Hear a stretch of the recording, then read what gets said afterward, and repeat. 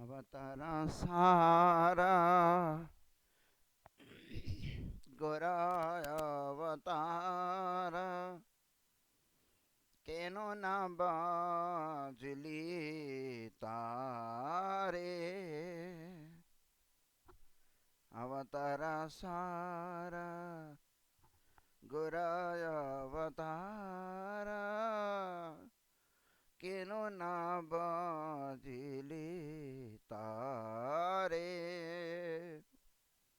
कोरिनी रे वासा गेलो ना पियासा कोरिनी रे वासा गेला ना पियासा आपमान करमा फेरे आपना करमा फेरे अवतारो सारो गोराय मातार केनो न बाजली तारे कंटकेर तारो सदाई से मिली मौन कंटकेर तारो सदाई से मिली मौन अमृत पाइवारो आसे प्रेम कल्पतारु श्री गौरांग आमार प्रेम कल्पतारु श्री गौरांग आमार तारे भाविली विषे ताहारे भाविली विषे अवतारो सार गोराय अवतार केनो न बाजली तारे सोरा भेरो आसे पलासा सुकीली मन ना सते पासिल कीटा इक्षुदंड बावी काटा चुशीली मन इक्षुदंड भावी काटा चुशीली मन के मन पाई मीटा के मन पाई मीठा अवतार सार गोराय अवतार केनो न बाजली तारे हार बोलिया गलाए परीली मोन हार बोलिया गलाया परीली मोन श्यामान किंकर सापा श्यामान किंकर सापा शीतला बोलिया आगुना बाली मोन शीतल बोलिया आगुना बाली मोन पायली वज्र ताप पायली वज्र ताप अवतारो सार गोराय अवतार केनो न बाजली तारे संसार भोजिली श्री गौरांग भूलिली संसार भजिली श्री गौरांग भूलिली न सुनिली साधुरा कथा न सुनिली साधुरा कथा ह्य परकाल दुकाला खोयाली मोन ह्य परकाल दुकाला काइली मोन खाइली आपन माथा खाइली आपन माथा अवतारो सार गोराय अवतार केनो न बजिली तारे करिनी रे वास गेला ना पियास आपन करम फिरे आपन करम फिरे अवतारो सार गोराय अवतार केनो न बजिली तारे हरे कृष्णा कृष्णा कृष्णा हरे हरे हरे राम राम राम हरे हरे तन्न प्रसीद वृदनार्धन तेङ्ग्रिमूलं प्राप्ता विसृज्य वसति स्प्यद्वसुना उपासनालाः तस्वन्दरस्मितनिरीक्षण तीव्रकामतप्तात्मनां वृषभूषणदेहि दास्यम् वीक्ष्यालकावृतमुखं तव कुण्डलश्रीगण्डस्थलाधरसुदम् हसितावलोकं दत्ताभयं च वजदण्डयुगं विलोक्य पक्षस्यैकरमणं च भवामदास्य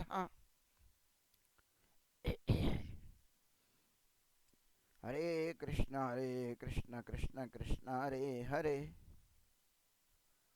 हरे राम राम राम हरे हरे हरे कृष्ण कृष्ण कृष्ण हरे हरे हरे राम राम राम हरे हरे ప్రియ భక్తులందరికీ సాయంకాల వందనం. నరహరి చక్రవర్తి ఠాకూర్ విరచిత భక్తిరత్నాకరం దాసు తరంగంలో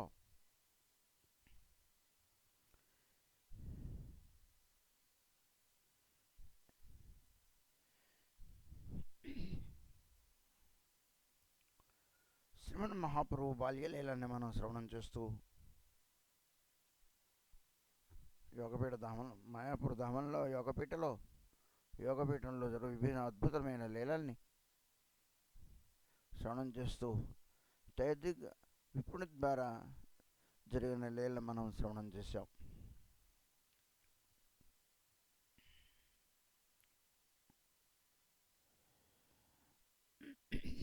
ఈరోజు ఏకాదశి నాడు జగదీశ్వరణ్య గోవర్ధనులు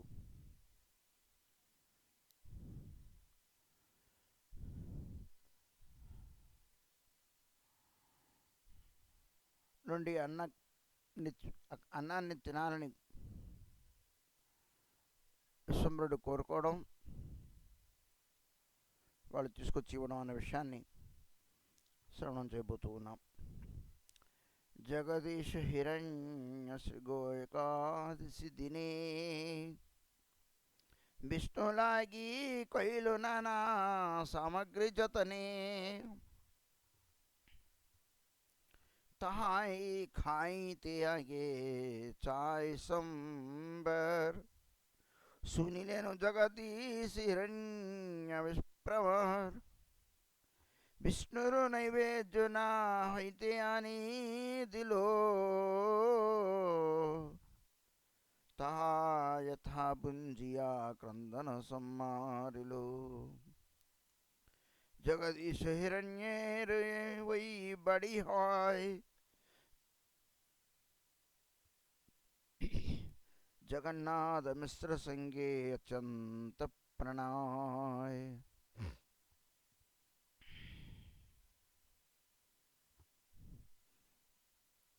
జగదీష్ హిరణ్య గోవర్ధనులు ఇరువురు కూడా అన్నదమ్ములు.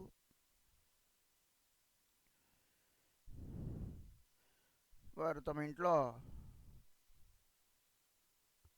రోజు విష్ణువుకి నివేదన పెట్టుకొని కానీ తినరు. ఈ ఏకాదశి రోజున కూడా నిత్య నైవేద్యం దేవుడికి పెట్టాలి. ఏకాదశి మనకి ఏకాదశి మనమేమీ తినకూడదు. పొయ్యి మీద పెట్టింది అసలు తినకూడదు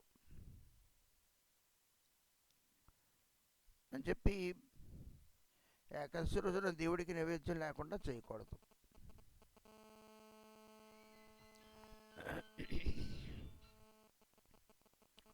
దేవుడికి నైవేద్యం అనేది ఒక ఎత్తు, ఉపవాసం ఉండడం అనేది వేరొక ఎత్తు. ఆ నియమం నాకు మాత్రమే, భగవంతునికి కాదు నియమం, నిత్య నైవేద్యానికి కాదు నియమం. నిత్య నైవేద్యం భగవంతునికి పెడుతూనే ఉండాల్సిందే.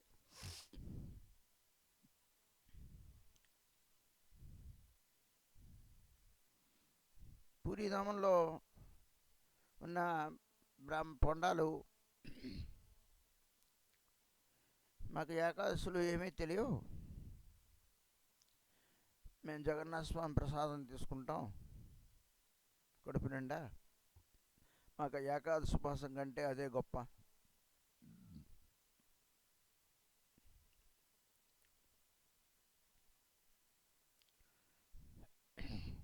మహాప్రభు దాన్ని ఖండించారు. మహాప్రభు ఏకాదశి రోజున భగవంతుడి యొక్క సన్మానం, భగవంతుని యొక్క ప్రసాదం తీసుకోకపోవడం ఏకాదశి రోజున దాన్ని అసన్మానం చేసినట్టేం కాదు, అగౌరవపరిచినట్టు అనాదరించినట్టు కాదు దాని లెక్క. భగవంతుని యొక్క ప్రసాదమే మనం తీసుకుంటాం. కానీ ఏకాదశి రోజున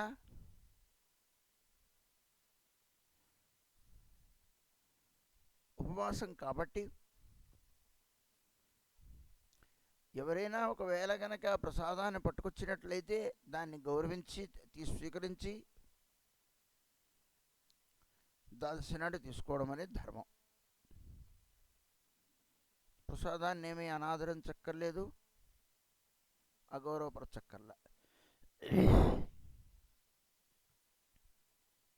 ఏకాదశి రోజున ప్రసాద గౌరవం ఏం కాదు. అది ఏకాదశి రోజున ఏకాదశిని గౌరవించాలి, అది భగవంతుడు ఇచ్చిన ఆజ్ఞ.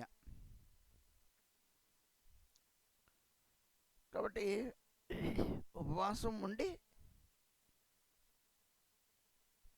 తప్పక ఆ ద్వాదశి గడియల లోపల ప్రసాదం స్వీకరించాల్సిందే, లేకపోతే ఏకాదశి ఫలితం ఉండదు. దాని అర్థం ఏమిటి? మహాప్రసాదానికి మనం గౌరవం ఇస్తున్నట్టు కిందే లెక్క. ఏకాదశిని గౌరవిస్తూనే మహాప్రసాదానికి మనం గౌరవం ఆటోమేటిక్ ఇస్తున్నాం. నువ్వు వండుకున్నది ఏదో తినడం కాదు, మహాప్రసాదాన్ని నువ్వు స్వీకరించాలి. అది ఉత్తమమైన పద్ధతి. అందుకనే జగన్నాథ స్వామి వారి యొక్క సుఖ్నా ప్రసాదం, ఎంత జగన్నాథ స్వామి మహత్యం ఎంత గొప్పది అంటే, శుష్కం పర్యూషితం పాపి నీతం దూరదేశమాగత ప్రాప్తమే మాత్రేణ భోక్తవ్యం నాత్ర కాల విచక్షణాత్. అది ఎండిపోయినప్పటికీ పరీక్షితం కాస్త వాసన వచ్చినప్పటికీ మాపి నీతం దూరం నుంచి పట్టుకొచ్చినప్పటి నుంచి ఎక్కడో జగన్నాథ స్వామి ఎక్కడో ఉన్నారు, బద్రి ఎక్కడో ఉంది, మనం ఎక్కడో ఉన్నాం. హఠాత్తుగా ఎవరో పట్టుకొచ్చారు. అతడు ఏ కులస్థుడైనా ఇబ్బంది లేదు.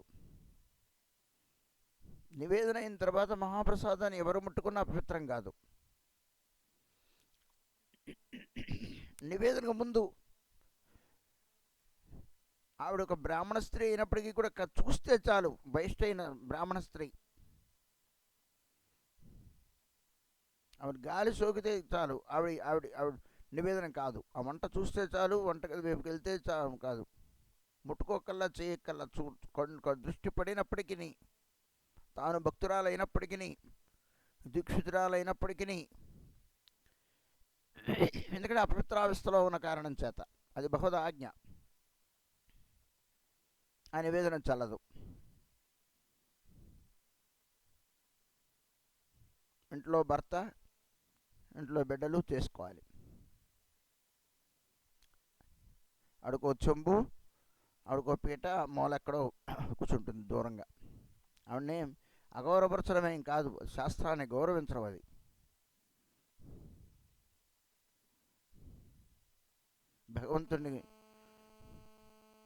భగవంతుని గౌరవించడం కింద లెక్క, అంతప్పగాని ఆవిడని అగౌరవపరచడమేమీ కాదు. ఆవిడ బుద్ధిమంతురాలు శాస్త్రజ్ఞురాలు అయినట్లయితే అవేమి చెప్పక్కల్లా, తానే సంసిద్ధురాలైపోతుంది.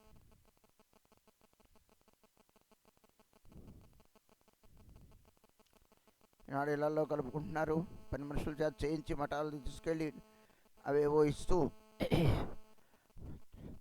మన ఇంట్లో ఉన్న పని మనిషి కూడా పవిత్రాలు అయిపోతుంది. వైష్ణవులు తింటే, సాధువులు తింటే అండి వాళ్ళని అపవిత్రం చేస్తూ, భగవంతుని మందిరాన్ని అపవిత్రం చేస్తూ ఉన్న పరిస్థితులు దాపురించాయి.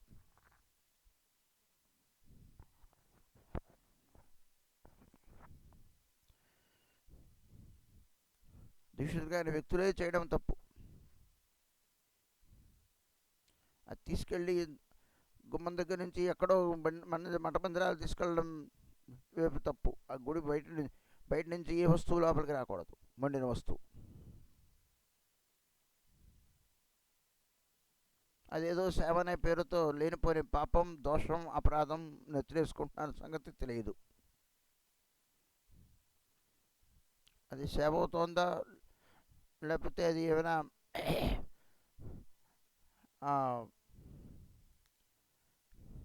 దోషం అవుతుందా, అపరాధం అవుతుందన్న సంగతి తెలుసుకోలేని పరిస్థితి.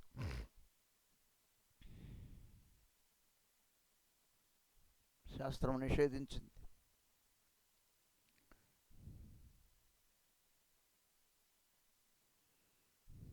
కానీ భగవత్ప్రసాదానికి ఎటువంటి వారికి దోషం లేదు, బహిష్టైన స్త్రీ కూడా స్వీకరించవచ్చు.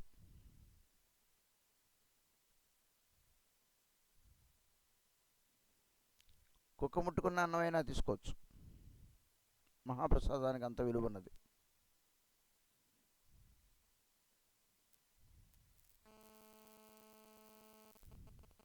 ఒకసారి జగన్నాథస్వామి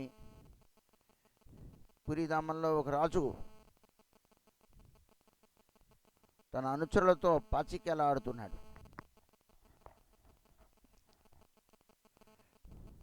పాచికలో ఆడుతున్న సందర్భంలో రోజు పండా తీసుకెళ్ళి రాజుగారికి, ఇప్పటికీ కూడాను రోజు ఒక పండా ఆస్థాన పండా తీసుకెళ్ళి ఆయనకు ప్రసాదం రోజు ఇవ్వాలి గౌరవంగా. ఆయన అంత తీసుకుంటారు, ఇచ్చేస్తారు, అది వేరే విషయం. ఈ రాజుకి ఇచ్చే గౌరవం అది. ఈరోజు కూడా సరే, ఆయన పాచికలాడుతూ ఉన్నారు, పండా తీసుకొచ్చి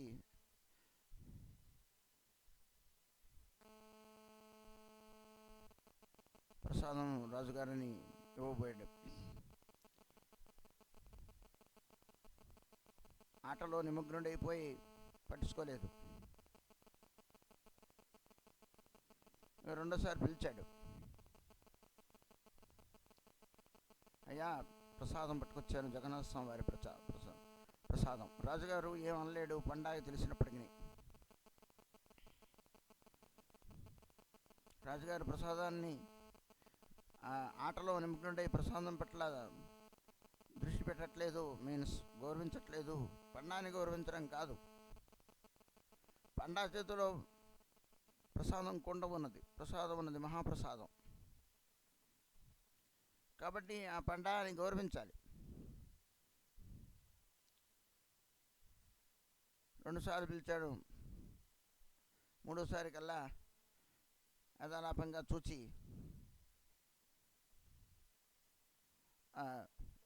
చూడంగానే పండా దగ్గరికి తీసుకెళ్ళాడు. ఆ చెయ్యి అలా పెట్టి అక్కడ పెట్టు అని చెప్పి మళ్ళీ పాచికలాటలో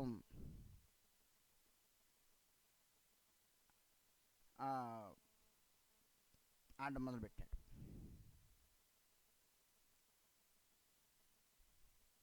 సరే,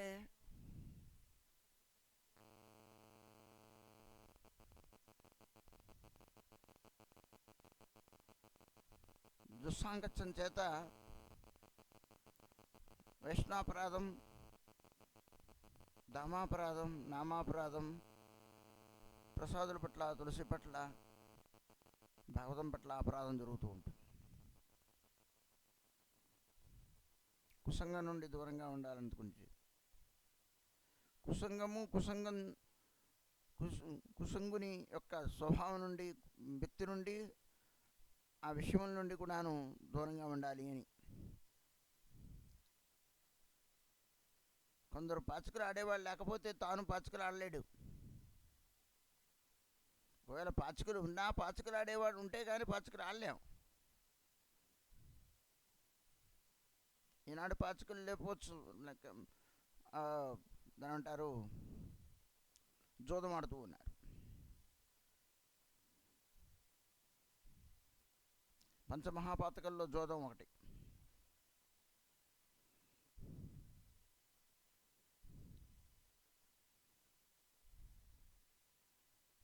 జోదానికి 2 ముక్కలాట, 3 ముక్కలాట ఏవో ఉన్నాయి. అలా లేకపోతే 4 ముక్కలాట, లేకపోతే ఎలా అవుతుంది? అవతల వాడు కూడాను జోదగాడు అయినప్పుడే ఆడగలం. పచ్చకులు కేవలం ఉన్నంత మాత్రం చేతను ఆడలేం. ఆ వ్యామోహం ఉన్నవాడు ఒంటరిగా కూర్చొని ముక్కల్ని అటు ఇటు తిప్పుకుని చేసుకుంటూ ఉంటాడు. లేదా ఇంట్లో పిల్ల ముందుగా ఈరోజు ఆడవాళ్ళు కూడా ఆడుతూ ఉన్నారు, పిల్లలు ఆడుతూ ఉన్నారు. డబ్బులతో ఆడరు కానీ దాని యందు రుచి, ఆసక్తి.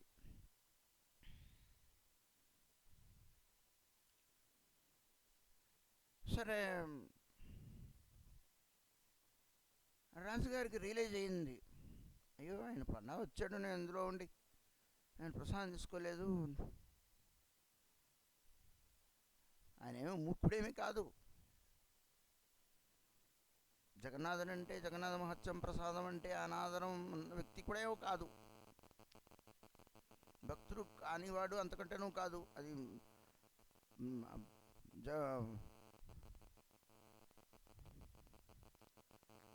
గజపతులందరూ కూడాను జగన్నాథ స్వామికి అంకితులు, భక్తులు. సహజమైన అనురాగం కలిగిన వారు ఇక్కడ జగన్నాథ స్వామి అంటే ప్రాణం. ఎవడైనా ఎంత పాడు పనులు చేస్తున్నప్పుడు కూడాను జగన్నాథ స్వామి పట్ల గౌరవంగా ఉంటారు. జగన్నాథ నామాన్ని జై జగన్నాథ్ అని పలికిన తర్వాతే మిగతా పనులు పలుకుతారు. పడే ఎంత అదవైనప్పటికీ నామం చేస్తూ ఉంటారు. ఆయన దయవల్ల బాగున్నాం అనుకునే తృప్తిపడుతూ ఉంటారు. అయితే అన్ని వ్యసనాలు ఉంటాయి, కానీ ఆయన పట్ల ఒక రకమైన సుముఖత ఉన్నది. సో రాజుగారు అంతా అయిపోయిన తర్వాత తను రియలైజ్ అయ్యి, నేను చాలా అపరాధం చేసేసాను, నేను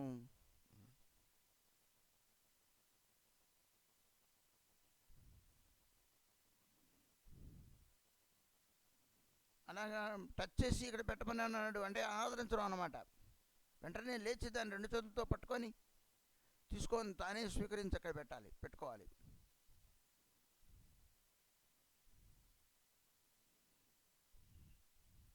మన మఠ మందిరాలకి ఎవరైనా నైవేద్య నిమిత్తం వచ్చినప్పుడు ఎక్కడి నుంచో పట్టుకొచ్చాడుగా, నేను తీసుకోవడం ఎందుకు, అక్కడ పెట్టండి, మేము తీసుకుంటాం.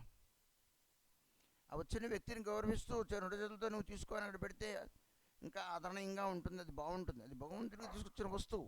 అవతలవాడు ఎలాంటివాడా అనవసరం మనకి. అది కృష్ణుడి గురించి పట్టుకొచ్చాడు కాబట్టి దాని యందు నాకు ఆదరం ఉండాలి. లాలస కాదు, ఆదరం. అది కృష్ణునికి పట్టుకొస్తున్నాడు, అది కృష్ణుని వస్తువు కాబట్టి నేను కృష్ణుడి సేవకుణ్ణి కాబట్టి దాన్ని ఆదరంగా స్వీకరించి నేను జాగ్రత్త పెట్టుకోవాలి అనుకొని ఎక్కడి నుంచో పట్టుకొచ్చాడు, నేను ఆదరంగా స్వీకరించాలి, దాన్ని ఆదరంగా జాగ్రత్త పెట్టుకోవాలి, నేను దేవుడికి నివేదన పెట్టాలి. ఆయన అక్కడి నుంచి పట్టుకొచ్చిన వాడు ఏమి బరువుందిలేండి మహారాజు గారు, నేను అక్కడ పెడతాను పెద్ద పనస పండు, పెట్టేస్తాడు ఆయన. మనం ఎందుకు గౌరవంతో, నాకేం బుద్ధి వచ్చింది, నేను నా లోపల ఒక ఆతురత ఉండాలి. ఆయన దూరం నుంచి పట్టుకొని ప్రభుత్వం గుమ్మం దాకా తీసుకొచ్చాడు, నేను దాన్ని స్వీకరించి నేను పెట్టడంలో ఒక ఆయనకి మర్యాద ఇచ్చినట్టు ఉంటుంది, పట్టుకొచ్చింది దాన్ని ఆదరంగా స్వీకరించినట్టు ఉంటుంది. మరి భగవంతుడు ప్రసన్నుడవుతాడు.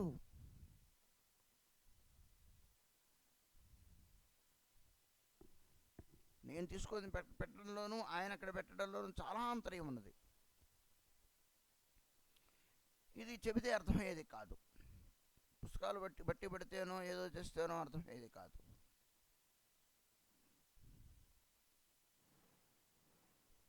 అలానే ఎవరో ప్రసాదం పట్టుకొచ్చినప్పుడు వెంటనే దాని యందు, నేను చేతిలో మాల ఉందండి, పూజ చేస్తున్నానండి, మాల కడుతున్నానండి, ఇవన్నీ ఉంటే ఉండొచ్చు. అవన్నీ అక్కడ పట్టడం సేపు, పెట్టేయడం సేపు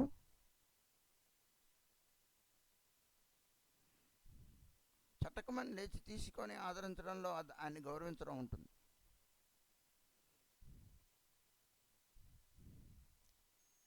ఇది చిన్న వస్తువుగా కనబడుతూ ఉన్నప్పుడు కూడాను అది భగవంతుని ధిక్కరించడం అవుతుంది. అప్పుడు అది భగవంతుని నొచ్చుకొని వ్యవహారం చేసిన వాళ్ళం అవుతాం. రాజుగారు వెంటనే రియలైజ్ చేయడం ఆ యొక్క ఆట అయిన తర్వాత, నేను చాలా అపరాధం చేశాను, నాకు ప్రాయశ్చిత్తం ఏంటని అందరినీ విద్వాంసులందరినీ కూడా అడిగాడు.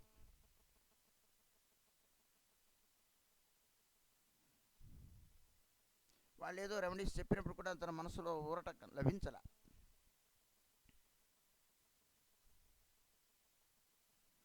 ఈ రెండు చేతులతో నేను దాన్ని ఆదరించలేకపోయాను. ఒక చెయ్యి అలా పెట్టి, ఒక చేతిలో పాచికలు పెట్టుకొని ఒక చెయ్యిని అలా పెట్టాను నేను.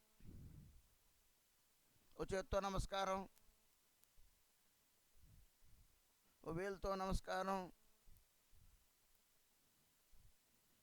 నా మనసులో ఉందిలే దేవుడికి అని చెప్పడం, నమస్కారం పెట్టకుండా తలకాయతో నమస్కారం, చేతులు చేర్చకుండా వెనకాల పెట్టడం, ముందు పెడ ఓ భిన్న చేష్టలు మనకు కనబడతాయి. కాలు మీద కాలు పెట్టడం, అటు దొల్లడం ఇటు దొల్లడం, తలకాయ ఇటు పెట్టడం అటు పెట్టడం, ఇన్ని చెప్పలేదు సాష్టాంగ నమస్కారానికి. ఒళ్ళు దాచుకోవడం, ఏం కనపడుతోందని 24 సార్లు సర్దడం,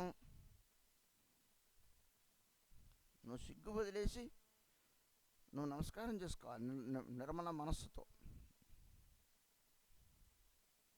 చేతులు ఇందుపెట్టి తలకాయ నేలకానేలాగా.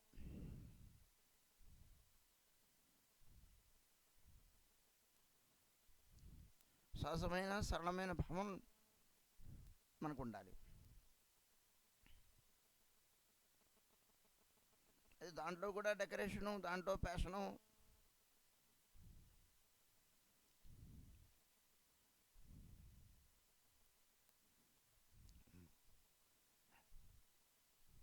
చేతులు దోషం చేసే చేతులు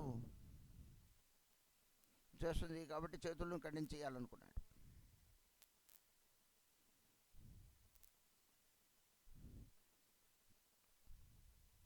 నేను తప్పు చేశాను కాబట్టి నేనే ఖండించుకోవాలి. మరి ఒక చేతితో రెండు చేతులు ఖండించుకోవడం ఎట్లా? ఓ చేతిని ఓ చేయి కంటిస్తాం, అప్పుడు రెండో చేయి కట్టించాలంటే రెండో చేయి కావాలిగా, అది ఉండదుగా మరి ఎప్పుడు ఖండింపబడినప్పుడు. రెండు చేతులు ఖండింపబడాలి అంటే తనకు తాను చేసుకోలేడు. ఒకవేళ చేసుకున్నప్పటికీ ఒక ఒక ఒక ఒక చేత్తో ఒక చేయినే ఖండించగలడు. ముళ్ళు తీసుకోవాలన్నా మనకి పాటికి మనం తీసుకోలేము. శరీర మీద వ్యామోహన కారణం చేత మనం ధైర్యంగా పడవలేము ముళ్ళు తీయడానికి.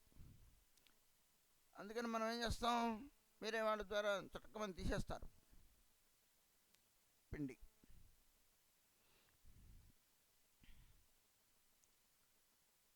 సరే, ఆయనకు ఒక ఆలోచన వచ్చింది. మంత్రి గారికి చెప్పాడు. మంత్రి గారితో ఏమన్నాడు అంటే, అర్ధరాత్రి పూట ఒక పిశాచం వచ్చి తన ముండి చేతులు చూపిస్తోంది, నాకు ఎవరు నిద్ర పట్టట్లేదు, నాకు భయం వేస్తోంది, ఎందుకు ముండి చేతులు చూపిస్తోందో. మంత్రి గారు అంటారు, అయ్యా మీరు ఈరోజు వేరే రూమ్లో పడుకోండి, ఆ పక్క రూమ్లో ఎక్కడో. నేను ఈ రూమ్లో పడుతున్నా, పిశాచు వస్తే కత్తి రెడీ చేసుకొని నేను దాన్ని మెడగా ఖండించేస్తాను, దాన్ని ఆ చేతులు దాని చేతులు ఖండించేస్తాను నేను. మీరు వేరే వేడి పడుకున్న తలుపులు వేసుకొని అన్నాడు. సరే, రాజుగారు వేరే రూమ్లో పడుకున్నారు. మరి ఆయన ఉన్న రూమ్లో కదా పిశాచు వస్తుంది.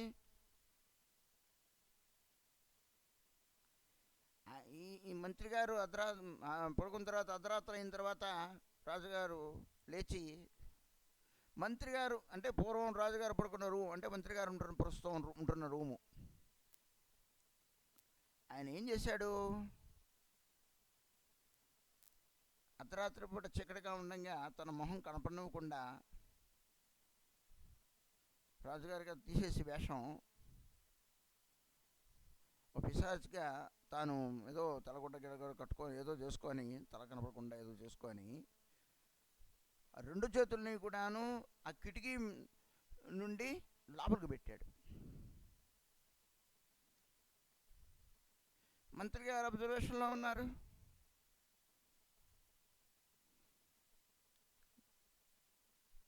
వెంటనే కత్తి తీసుకుని రెండు కాల్చుకొని ఒకేసారి కత్తితో పట్టుకుంటూ నరికేశాడు. ఆ చేతులు వచ్చి కింద పడ్డాయి. అటు రాజుగారు కుప్పకూలిపోయి కింద పడిపోయాడు పక్క బయట. వెంటనే ఆ పిశాచం ఎలా ఉంటుందో చూడడం గురించి మంత్రి గారు బయటకు చూసారు. రాజుగారు ఆయనకి ఆశ్చర్యపోయాడు.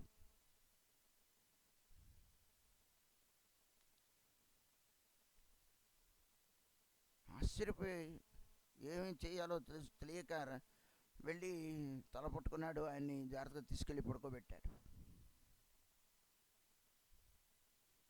జగన్నాథుడు ఏ పూజాన్ని అయితే ఇదివరకు పండగ ఇచ్చి పంపించాడో ప్రసాదాన్ని, జగన్నాథ స్వామి ఆ పండగకి మళ్ళీ మహాప్రసాదాన్ని ఇచ్చి రాజుగారి దగ్గర పంపించారు. అయ్యా, రాజుగారు చేతులు నడుక్కున్నారట, ఎలా తీసుకుంటారు అని జగన్నాథుడితో అంటున్నాడు. పండ నేను పట్టుకెళ్ళమన్నాను, పట్టుకెళ్ళు అంటాడు జగన్నాథుడు. జగన్నాథుడు వచ్చి, రాజుగారు మహాప్రసాదం రోజు యథాతథంగా వచ్చే రివాజు ప్రకారం వచ్చి అయ్యా మహాప్రసాదం అన్నాడు.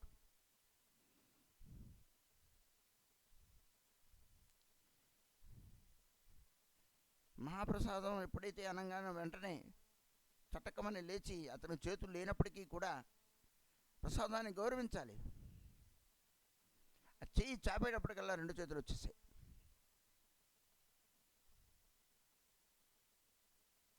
ఆయన రెండు చేతులు వెంటనే అక్కడికి వచ్చేసాయి.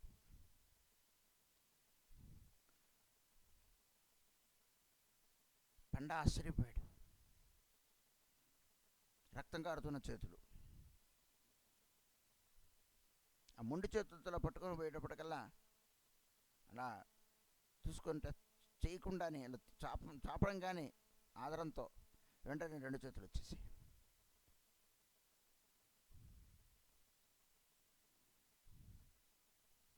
ఇది జరిగిన సంఘటన. ఇది మహాప్రసాదం యొక్క గొప్పతనం. ఏ రెండు చేతులు ప్రసాదం పట్టుకోకుండా పాడు పనులు చేసేయో దాని ప్రాయశ్చితంగా ఖండనం. ప్రసాదాన్ని మళ్ళీ తాను ఖండించుకోవడం, తాను అదొక్కటే మార్గం అని, ఏది తప్పు చేసిందో అవయవం ఏ విధంగా ఈ కన్నులు రెండు తప్పు చేసే అనే ఉద్దేశంతో బిలమంగళ ఠాకులు వారు తను ఆ శూలములతో గుచ్చుకోవడం, ఆ కట్టెలను ఏదో నెట్లో పెట్టి కలదు చేసుకోవడం, మళ్ళీ తిరిగి బహుద అనుగ్రహం వల్ల ఆయన కన్నులు రావడం. నాకు రెండు చేతులు అపరాధం అయ్యేవండి, రెండు చేతుల్ని కూడా నరుక్కున్నాడు.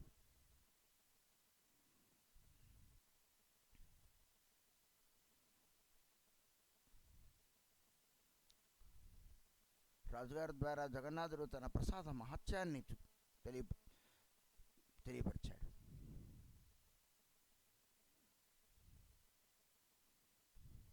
ఆ రెండు చేతుల్ని కూడాను తమ్మని మళ్ళీ పండాన్ని పంపించి ఆ రెండు చేతులను తీసుకొచ్చి ఎక్కడైతే జగన్నాథ స్వామి వారి యొక్క శ్రీ విగ్రహాన్ని నవకళేవృత్సవం సందర్భంలో ఎక్కడైతే భూస్థాపితం చేస్తారో అది వైకుంఠధామం అంటారు. దాని ఎక్కడైతే చేస్తూ ఉంటారో అక్కడ దాన్ని పూలు, తులసి మాలలు అన్నీ కూడా కప్పెడుతూ ఉంటారు రోజు.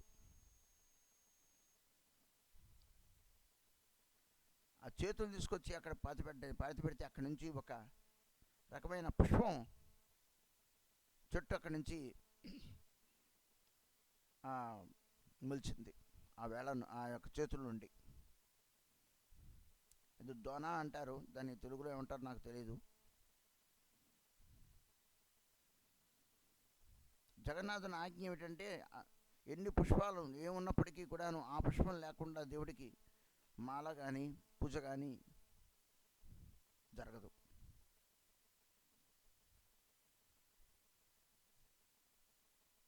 ఆ పుష్పం ప్రధానంగా ఉండాలని అంటున్నారు. అయితే నాకు తెలియదు ఆ పుష్పం ఎలా ఉంటుందో. తెలుగులో ఏమంటారో దాని గురించి చూడాలి.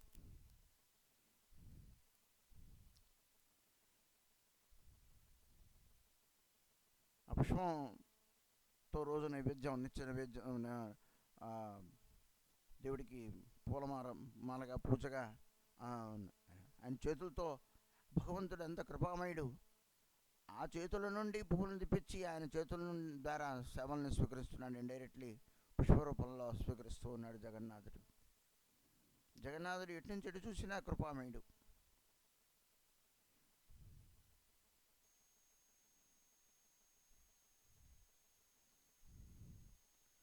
కాబట్టి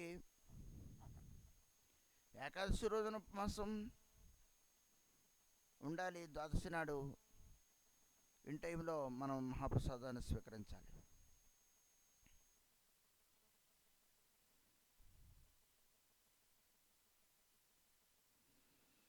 మహాప్రసాదం ఎవరు ముట్టుకున్నప్పటికి కూడాను పవిత్రం. మహాప్రసాదం అయిన తర్వాత ఇప్పటికీ కూడాను జగన్నాథ స్వామి మందిరంలో నలుగురు కలిసి ఎంగిలి మంగళములతో పని లేదు. ధామంలో ఎవరైనప్పటికీ కూడాను ఆ ప్రసాదాన్ని ఒకళ్ళు ఎంగిలిదైన ఎంగిలి అనే మాట ఉండడానికి ఉండదు. మహాప్రసాదం పవిత్రం చేస్తోంది. ఈ నియమం వేరే ధామంలో కానీ వేరే చోట కానీ వర్తించదు. అది కేవలం జగన్నాథ స్వామి మందిరంలోనే అది వర్తిస్తుంది. అయితే మిగతా మహాప్రసాదం యొక్క గొప్పతనం అన్ని మందిరాల్లోనూ సమానం. కానీ ఇంగిలి దోషం ఉండదు అనేది కేవలము జగన్నాథ మందిరాన్ని మహాప్రసాదానికే,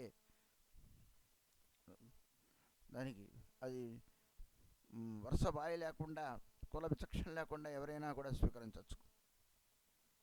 అంతటిది అంటే జగన్నాథ స్వామి యొక్క మహాప్రసాదం అంత గొప్ప మహత్వపూర్ణమైనది. ఇక్కడ విమలాదేవి స్వీకరించి విమలాదేవి నుండి అందరికి పంచిపెడుతోంది ఆమె.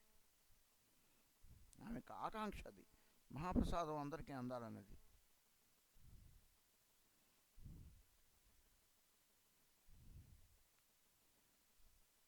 కాబట్టి ఇక్కడ మహాప్రసాదం ఎవరికి కూడాను భోజనం లేకుండా పస్తు పడుకోడు. రోగంతో పోతాడేమో కానీ భోజనం లేకుండా పోడు. ప్రసాదం తక్కువ కాదు, ఎక్కువ కాదు, మిగిలిపోదు, పాడవదు. అంత ప్రసాదం కూడాను ఖర్చు అయిపోతూనే ఉంటుంది ఏదో విధంగా.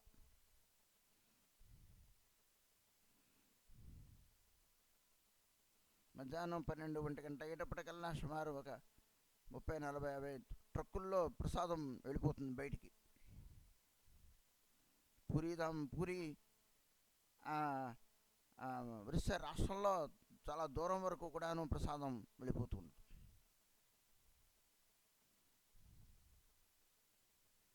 సుమారు 5 గంటలు 6 గంటల ప్రయాణం ఉన్నప్పటికీ కూడా.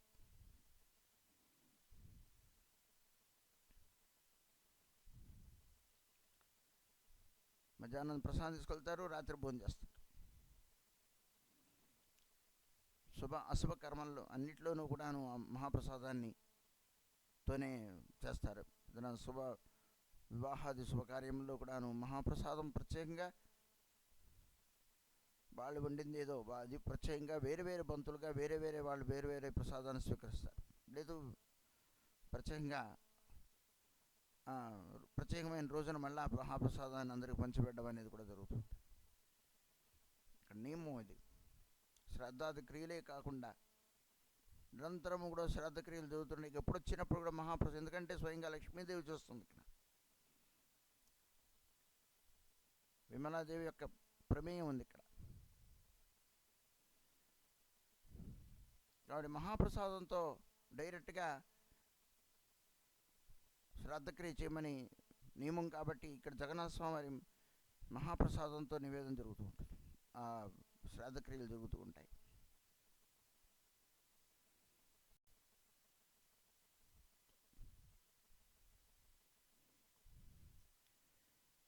అదండి.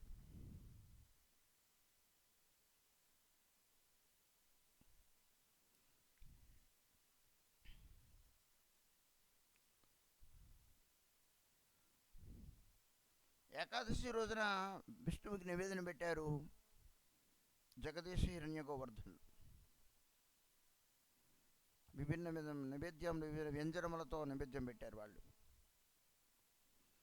తహాయి ఖాయి తియాగే చాయ్ విశ్వంబర్,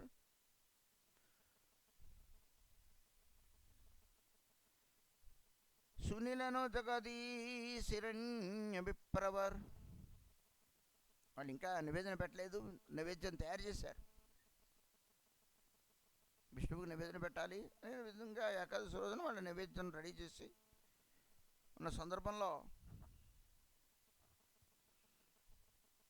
వాళ్ళు ఎక్కడో వాళ్ళ ఇల్లు వేరే చోట, విశ్వంబరుడేమో ఇక్కడ ఉన్నాడు ఒక పీటలో.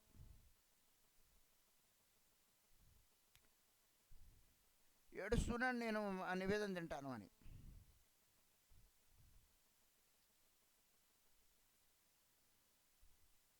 ఇలాగా హిరణ్యకు మళ్ళీ ఈయనకి ఎలా తెలిసింది వాళ్ళ నివేదన పెడుతున్నారని, వాళ్ళు ఈ విధంగా చేస్తున్నారని. చండి పిల్లాడు ఇంకా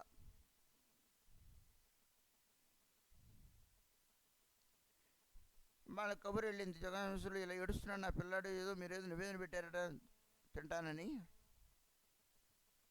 వాత్సల్యంలో అర్థం చేసుకోలేకపోతూ ఉన్నారు. వాళ్ళు వచ్చారు. ఆ నైవేద్యాలన్నీ కూడా నివేదన పెట్టకముందే తీసుకొచ్చేసేసి నిమాయికి పెట్టారు. దాన్ని తీసుకొని ఆయన ఏడు మానుతాడు.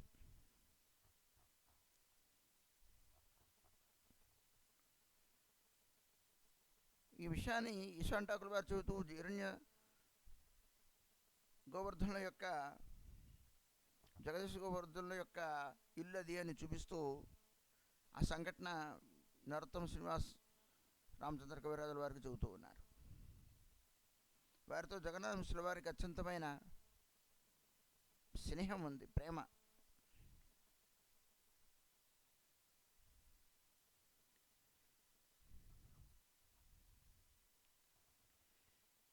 কি কহিব নিমায়ের বালিয়া চেষ্টা নিরূপম, যখন যে চাই তাহা না দিলে বিষম, यतारही निमाई आकाश पाने चाय, चांद धोरी देह मरे कहे सची माय, बुढ़े पाकी देखी यथा सची रोनंदन, धोरी देह मोरे कही करे क्रंदन, बालिका सकले मिली हंसिया यताए, निमाई उपद्रव कहे सची माय.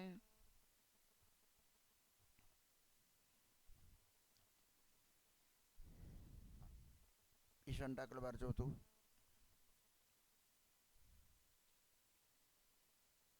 కీ కహ్యో నిమాయిరు బాల్యాచష్ట నిరూపం, యమని చెప్పేది, యమని తెలిపేది నిరుపమానమైన శ్రీ గౌరాంగుని యొక్క బాల్యచేష్టలు. ఎప్పుడు ఏదడిగితే తీసుకొచ్చి ఇవ్వకపోతే ఏడుపు మొదలెడతాడు.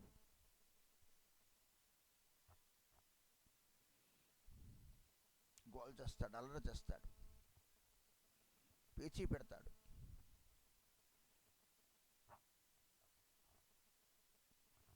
ఇక్కడ నుండి ఆకాశం వైపు చూసి ఎక్కడో ఉన్న చంద్రుడు నాకు కావాలి అంటాడు. దాన్ని పట్టుకొని తీసుకొచ్చిన నాకు అంటాడు సచిమాత్తో. ఆ పక్షులన్నీ కూడా ఆకాశం మీద పెరుగుతూ ఎగురుతూ ఉంటే ఆ పక్షుల్ని ఏడుస్తూ ఆ పక్షులను పట్టుకొని నాకు ఇవ్వు అంటాడు.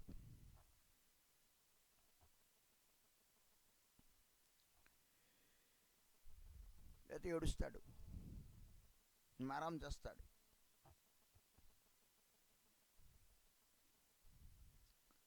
బాలికలందరూ కట్టుకొని ఇక్కడికి వచ్చి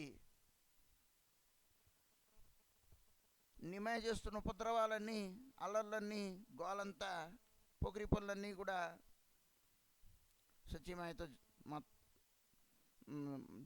చెబుతూ ఉంటారు, చెప్పేవారు. యథాయ ఆసియా పుణ్యవంత విప్రస, మిశ్రే కహే నిమాయి చాందేరు ఉపద్రవ్, यथा रही विश्वम्बर प्रति कही आय, विश्वरूप डाकिया न हो शीघ्र जाय, विश्वरूप आचनो अद्वैत समाय, तारे कहे भोजने चलो डाके माय, अग्रजेरो वस्त्रांचल धोरी विश्वम्बर, मोहिया सवारो चत्ताय लेनो गौर,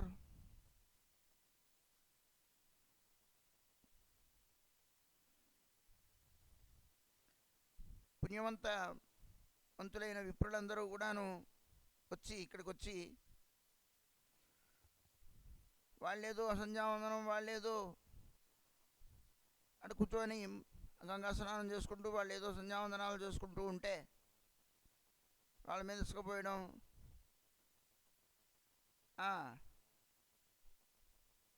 నీటిలో కూర్చొని సంధ్యావందనం చేసుకుంటేనో స్నానం చేస్తుంటేనో ఆ నీళ్లు చంద్రవందనం చేయడం, అవి మార్చేయడం, బట్టలు అవి ఇవి. ఆ ఉపద్రవాలన్నీ కూడా తీసుకొచ్చి చెబుతూ ఉన్నారు. ఇదిగో మీ పిల్లాడు ఎలా చేస్తున్నాడని జగన్నాథ మిషన్తో చెప్పేవారట.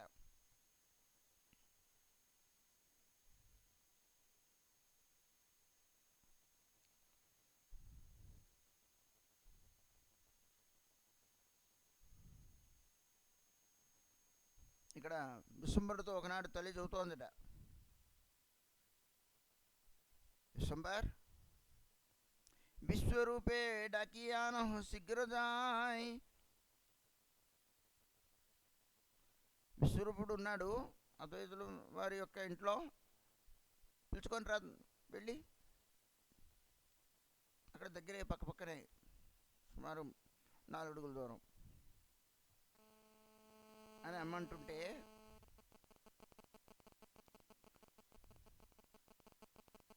विश्वरूप वाचनो अद्वैतो समाय तहे कहे भोजने चलो डाके माय. అద్వైత భవనానికి వచ్చి విశ్వరూపంతో అంటున్నట్ట, అమ్మ పిలుస్తోంది భోజనానికి దా.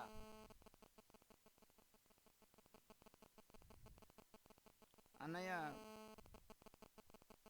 గుడ్డ పట్టుకొని లాగుతూ చెబుతూ ఉన్నట్ట.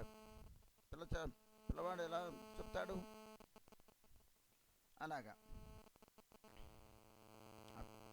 విశ్వంబరుని యొక్క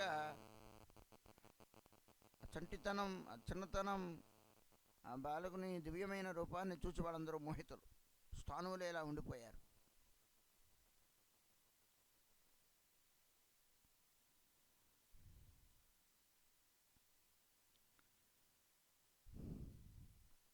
ఆ లీల ఇక్కడ జరిగింది అని చెబుతున్నాడు విషంటాకుల వారు. స్థాన సంస్కరీ మైదిను శైక్షణే ఏఖనే दुई भाई बसिला भोजने.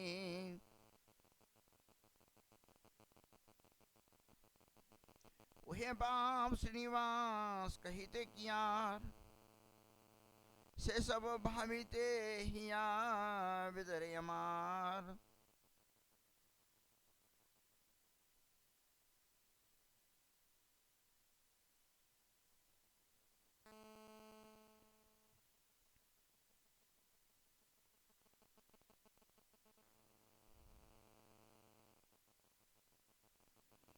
స్థాన సంస్కారీ ముయిదిను శైక్షణే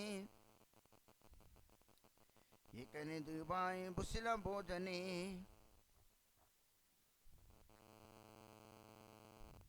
ఈ స్థానంలో ఇరువురికి భోజనం పెట్టి శుద్ధి చేసింది ఆమె.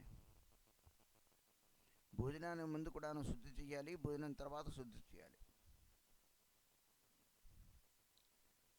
భోజనం ముందు శుద్ధి దేనికిట? తొక్కుతాము, పాద గుర్తులుంటాయి, అడుగులుంటాయి, పవిత్రంగా ఉండదు. తినే చోట పవిత్రంగా తీసుకొని స్వీకరించాలి. తిన్న తర్వాత ఇంగిలి కాబట్టి శుభ్రం చేయాలి. మహాప్రసాదానికి దోషం ఉండదు కదా అన్నారు. మహాప్రసాదం దోషం లేదు, కానీ ఎప్పుడైతే మనం తీసుకున్నామో అది ఎంగిలి అవుతుంది ఆ స్థానం.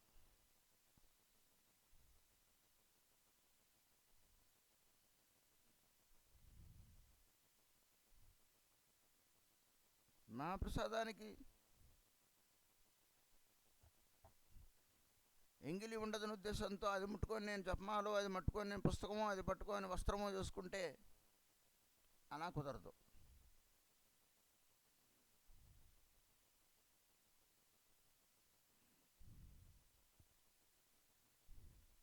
అది ఎక్కడ పెడతామో మళ్ళీ అక్కడ తొక్కకూడదు. అది ఆ అన్నం అంతా కూడాను తొక్కి మళ్ళీ ఆ ప్రసాదాన్ని ఎక్కడ పెట్టాం అక్కడ ఎలా తొక్కుతాము? పవిత్రంగా ఉంచాలి దాన్ని. దాని పట్ల అపవిత్ర భావంతో కాదు, పవిత్ర భావంతో మహాప్రసాదం స్వీకరించాలి. జగన్నాథ స్వామి మహాప్రసాదం స్వీకరించాలి. స్వీకరించిన తర్వాత పుక్కిలించడం కూడా చేయకూడదని చెప్తారు ఇక్కడ. మనము భోంచేసిన తర్వాత ఏం చేస్తాము? పళ్ళు ఎలా అనుకొని ఎలా అనుకొని నోరు పుక్కిలించేసేసి కూసేస్తాం. అసలు పుక్కిలించకూడదు, దాన్ని ఉయ్యకూడదు. అలాగా భోంచేసిన తర్వాత కావాలంటే గ్లాసు మంచినీళ్ళు తీసుకొని లోపల తీసుకెళ్ళిపోవాలి తప్ప, కానీ మళ్ళీ ఉయ్యడం అనేది కుదరదు. ఆ డ్రైన్లోకి వెళ్ళిపోతుందని. అంతటి మహాప్రసాదం పట్ల గౌరవము, నియమం. దాంట్లో వేరే ఒకటి ఏమీ కలపకూడదు. అన్నం మిగిలింది కదా ఆవకాయ వేసుకొని పెరిగేసుకొని తిందామంటే కుదరదు, చేయకూడదు.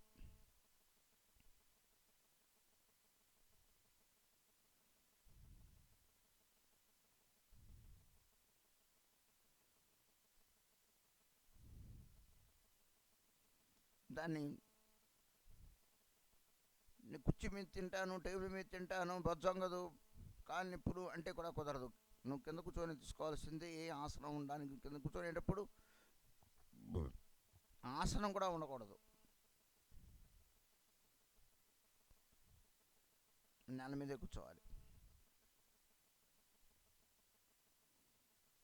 ఆకులోనే తీసుకోవాలి. మన ఇంగిలి కంచాలంటే మీన్స్ మనం కడిగే పెట్టుకున్నప్పుడు కూడా నువ్వు కాదు, ఆకులోనే తీసుకోవాలి.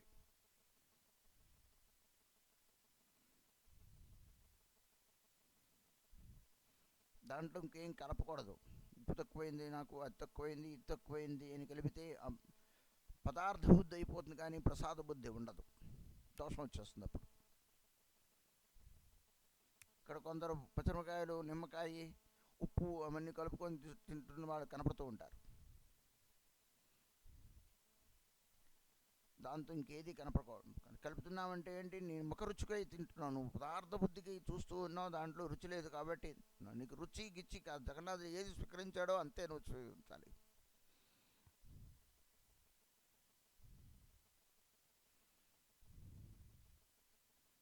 మనందరూ మూతులకి అన్నీ కూడా కట్టుకొని వంట చేస్తారు, వాసన కూడా చూడరు. నైవేద్యం పెట్టేటప్పుడు కూడా మూతులకి వాటికి చిన్న గుడ్డ కట్టుకొని, చిన్న కొలాయి కట్టుకొని వాళ్ళు వంట చేస్తారు, గుండు కట్టుకొని పట్టుకొస్తారు.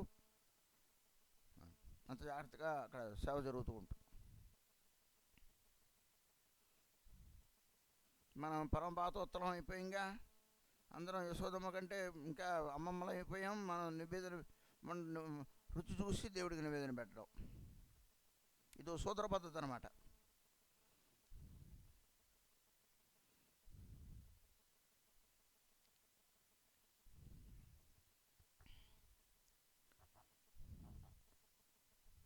భగవంతునికి చేస్తున్నాము అనుకునే ఆలోచనలు నువ్వు చేసినప్పుడు అన్నీ సరిపోతాయి.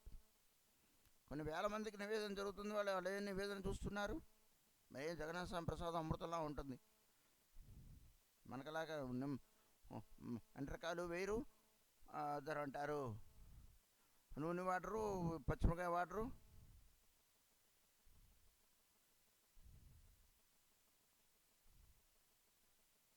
మరి ప్రసాదం తీసుకోవట్లా అందరూ, ప్రసాదం ఎంత అమృతంగా ఉంటుంది.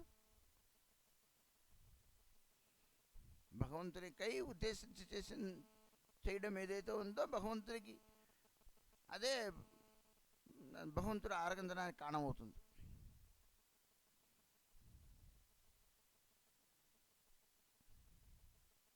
నీ నాలుక టేస్ట్ ప్రకారం అక్కడ జరగదు. నీ నాలుగు టేస్ట్ రుచి ఏదైతే అదేదో పెద్ద తల్లి పాలకి వేడిగా ఉందా లేదా అని చూసి అందులో వేలెట్టి అది పెట్టి చూసి అనే పిల్లవాడికి పెడుతుంది, అది వాత్సల్య ప్రేమను పెడుతుంది, అక్కడ ఉంది అని చెప్పి నాకేదో వాత్సల్య రసం ఉండిపోయిందని యశోదమ్మ కంటే నేను ఎక్కడో అయిపోయి నేనే చేస్తూ ఉన్నాం, ఇదో దరిద్రపొగట్టు ఆలోచన.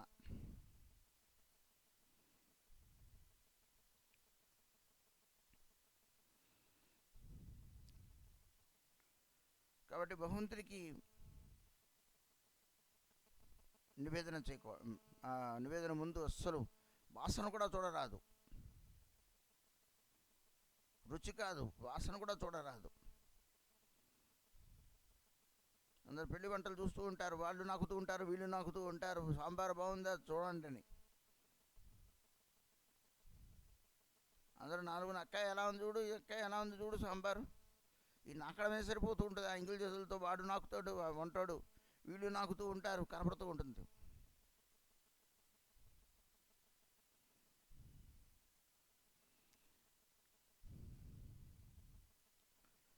ఇలాగా అక్కడ నివేదన అలా జరగదండి, ఎక్కడా జరగదు. అక్కడే కాదు, దేవుడి నివేదన పెట్టేది ఎక్కడా కూడా జరగదు, ఏ ధామంలో కూడా జరగదు, ఏ బృందావనంలో కూడా, ఏ ఆశ్రమంలో కూడా జరగదు. కానీ కొందరు ప్రేమ వ్యక్తుల దగ్గర జరుగుతోంది.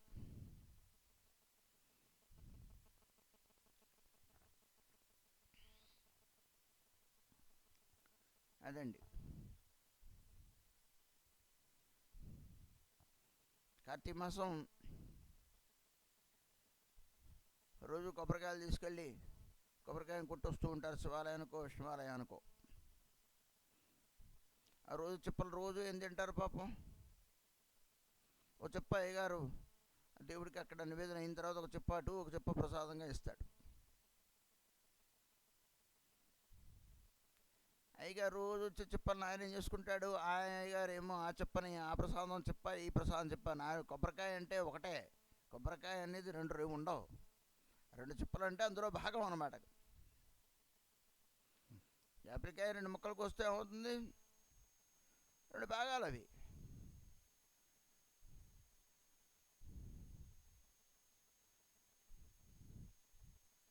ఆ పూజారి గారు ఏం చేసుకున్నారు, రోజు ఎండబెట్టి ఆ ప్రసాదాన్ని నేను విజయవాడలో ఉండగా ఆ పక్కన ఆయన కోట, ఆయన రోజు శివాలయానికి వెళ్ళి పట్టుకొచ్చి పైన ఆడబెట్టాడు. ఏంటంటే అన్ని కొబ్బరికాయలు అంటే రోజు వెళ్తుంటాను కానీ కొబ్బరికాయలు ఏం చేస్తారంటే వాటిని నూనె పెట్టించి ఏంటి నూనె పెట్టిస్తామని కొబ్బరి నూనె.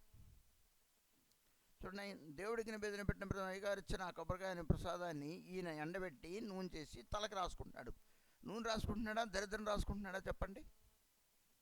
దీపం వెలిగిస్తాడు అనుకోండి, ఏం చేస్తున్నట్టు కొబ్బరి నూనె అస్సలు వాడకూడదు. అందుకనే, ఎందుకంటే ఏ కొబ్బరికాయ ఎక్కడి నుంచి వస్తుందో తెలియదు. కొబ్బరికాయ శ్రేష్టమైనది, ఎందుకంటే అది ఏ పక్షి ద్వారా కూడాను కొబ్బరికాయ విత్తనం జరగదు. అది కానీ లోపల ఉంటుంది, దాని విధానమే వేరు. అది దాని దాని మొలకెత్తనమే వేరు. అందుకని కొబ్బరికాయ సహజ పవిత్రమైంది నివేదన పెట్టడానికి మటుకు. నూనెకి మటుకు పనికిరాదు, ఎందుకంటే పుచ్చిపోయింది, కుళ్ళిపోయింది, ఆ గుళ్ళోంచి వచ్చింది, ఈ గుళ్ళోంచి వచ్చింది, అందరూ కెమికల్స్ కలిగి కొబ్బరికాయలు ఉంటాయి. అసలు నివేదన పెట్టకూడదు దాన్ని. నువ్వుల నూనె పవిత్రమైంది, ఎందుకంటే అది శాస్త్రం చెప్పింది.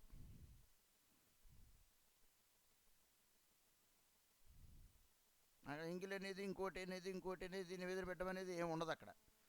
నువ్వులు తీసుకొస్తారు, తొక్క తొక్క తీయకుండాను ఏదేమైనప్పుడు కూడా అక్కడ మిల్లో కలిపేస్తారు. అయితే కలుపుకునే చోట అన్ని చోట కలుపుకుంటాను అనుకోండి, కావాలంటే ఎక్కడైతే పడతారో అక్కడ తీసుకెళ్ళి పట్టేస్తే మనకు చాలా పవిత్రంగానే వచ్చేస్తుంది, ఇబ్బంది ఏం లేదు.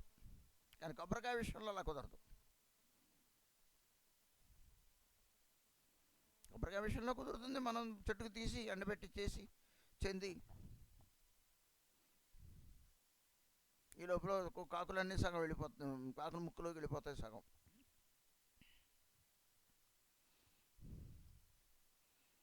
దాన్ని అయ్యగారు ఏమో అలా చేస్తే, ఈయనగారు ఎలా చేస్తే అయ్యగారు రోజు పచ్చడి చేసుకొని తింటే, మళ్ళీ నువ్వు రుచి గురించి దాన్ని అంతా తీసుకెళ్ళి ఆ పచ్చడి చేసుకొని దానికి మళ్ళీ ఉప్పు పులుపు కారం చింతపండు వేసి అవి కుర్తిపరిచి దాని ముఖరుచికై వాడుకుంటప్పుడు ప్రసాద దోషం వచ్చేస్తుంది. అయ్యగారికి వస్తుంది, భక్తుడికి వస్తుంది, ఎవరు తీసుకున్నా వస్తుంది. దాన్ని ఎలా ఉన్నది అలాగే తీసుకోవాలి. తిరుపతి నుంచి ప్రసాదాలు పట్టుకొస్తూ ఉంటారు, వీడు ఇంట్లో వండిందంతా మరవరాలో గిరవరాలో అవి ఇవి కలిపి ప్రసాదం అని అందరికి పంచిపెట్టాలిగా. ఎక్కడి నుంచి వస్తుందో అక్కడ వచ్చే 2 లడ్లు అని చెప్పి, 2 లడ్లు ఎంతమందికి వస్తే అంతవరకు పంచిపెట్టు, ఊరంతా నీ మెహర్బాని ఎందుకు చూపించడం.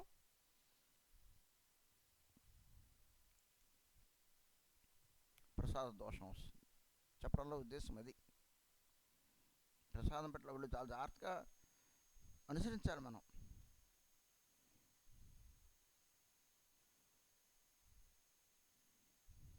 ప్రసాదం తీసుకుంటే ఎంత పుణ్యమో, ఎంత ఫలమో, ఎంత ఫలితమో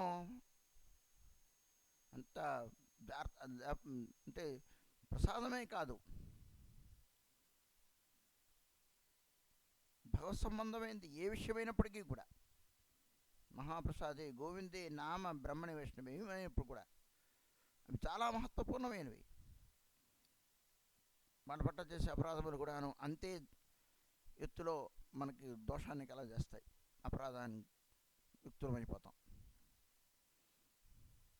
ఏవి ఎంత ఎక్కువ మహత్యం కలిగినవో వాటి పట్ల దోషం అంత ఎక్కువగా కూడా ఉంటుంది. నామం చాలా గొప్ప మహత్వపూర్ణమైనది. దాని పట్ల అపరాధం కూడాను దాని పట్ల చేసే మన అపరాధం కూడాను ఒకవేళ ఉన్నట్లయితే అపరాధం కూడా అంత ఫలిత ఇది ఇస్తుంది, మనకి దోషాన్ని కలగజేస్తుంది. కాబట్టి చాలా జాగ్రత్తగా ఉండాలి. మనం ట్యాబ్లెట్ విషయంలోనే జాగ్రత్త. ఒకసారి వేసుకున్న ట్యాబ్లెట్ రెండోసారి ట్యాబ్లెట్ వేసుకోలేం, లేకపోతే అది ఇంకో ప్రతిక్రియ చేస్తుంది. 2 ట్యాబ్లెట్లు మర్చిపోయి వేసుకోలేం. ఆఫ్టర్ ఆల్ మనం ట్యాబ్లెట్ మనం సృష్టించుకున్న ట్యాబ్లెట్లు ఉన్న శక్తివంతమైంది కదా. హోమియో మాత్రలు ఉంటాయి, మరి ఎలా చెబితే అలాగే వేసుకోవాలి తప్పగా నేనేదో ఒకసారి తీగా మింగిస్తే.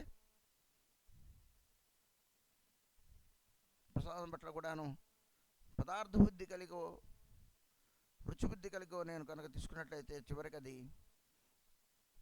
దోషానికి కారణమవుతుంది. ప్రసాదం అంటే ఇష్టం, ప్రసాదం అంటే ఇష్టం అంటే ఇష్టంగా అది ఏ ఇష్టమో నాకేం అర్థం కావట్లేదు. ప్రసాదం ఇష్టం మనకి కలగలేదండి. అది ప్రసాద బుద్ధి కలగడం అనేది ఒక ఒక ఒక ఒక సాధన భజన వలన కలిగేది. నీకు ప్రసాద భజన, నీకు పాయసం పెడితే నీకు ఆనందం, కాకరకాయ పెడితే నీకు అప్పుడు ప్రసాద బుద్ధి ఎక్కడ పోద్ది? అబ్బో నేను కాకరకాయ తినండి, అంత కాకరకాయ నేనేం చేసుకోవాలి. పాయసం మటుకు చాలదు, 2వ గ్లాస్ కూడా కావాలి. మనకు పదార్థ బుద్ధి ఉన్నది కాబట్టి ఆటోమేటిక్గా ప్రసాదం పట్ల మనకు దోషం కూడా కలుగుతోంది. హృదయంలో నాకు నా లోపల ఆ హృదయం ఉన్నది కాబట్టి ఆ దోష హృదయం అది కాబట్టి నాకు దోషం నేను నోటితో చెప్పలేకపోవచ్చు.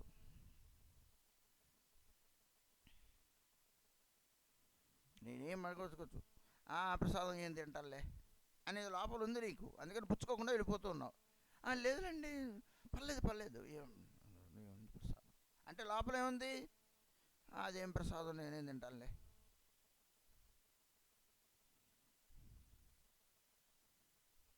అంటే ఏమిటి? నాకు అగౌరవం ఉంది దాని పట్ల, దాని ప్రసాద గౌరవం లేదు, ప్రసాదం పట్ల ఆదరం లేదు. నీకు పదార్థ బుద్ధి చూస్తూ ఉన్నావు.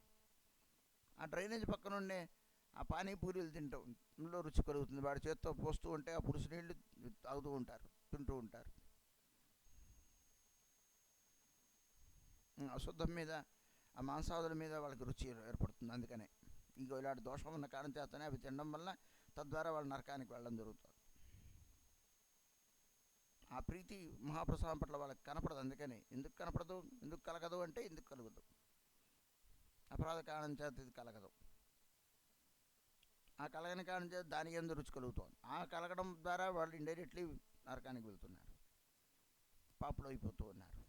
తినేవాడు, పెట్టేవాడు, చూచేవాడు, ఆనందించబడేవాడు, ఆస్వాదించే అందరూ కూడా సమాన మాంసభక్షకులు అయిపోతున్నారు, మహాపాతకులు అయిపోతున్నారు. పంచమహాపాతకాల్లో ఒకటి మాంసభక్షణం.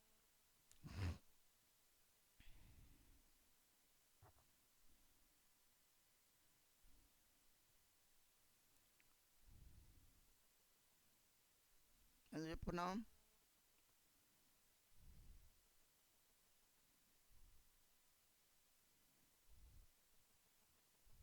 పవిత్రంగా స్వీకరించాలి.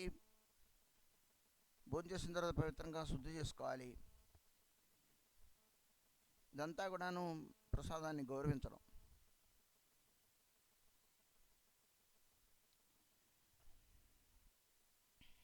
చేతులు కడుక్కోవడం, ఇవన్నీ కూడా పవిత్రమైన వస్త్రం పవిత్రంగా ఉండాలి, శరీరం పవిత్రంగా ఉండాలి, మనసు పవిత్రంగా ఉండాలి, వాక్కు పవిత్రంగా ఉండాలి. వంట చేసేటప్పుడు కోపంతోనో క్రోధంతోనో లాభం ఉండడానికి వీల్లేదు. లోపల నేను తినడానికి చేస్తున్నాననే భావన ఉండడానికి లోపల ఉండడానికి వీల్లేదు. ఇవన్నీ మున్న కారణం చేత దోషంగా పరిణమిస్తుంది, నివేదన కావు దేవుడికి. నేను అందంగా చేశాను, నేను చేసినట్టు నువ్వు చేయలేవు అనుకునే భావన.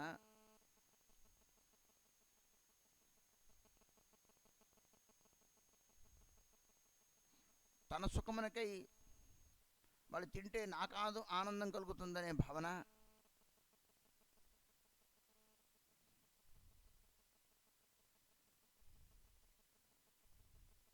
ఇవన్నీ అపవిత్రమైన భావనలు. దీనివల్ల తినేవాడికి ఆ దోషాలన్నీ అంటుతాయి. వాళ్ళు భక్తి పోతుంది.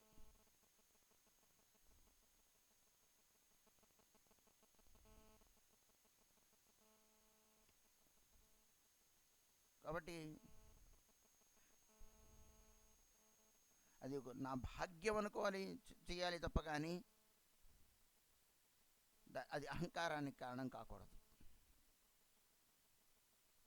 సేవ కానీ ఏది కానీ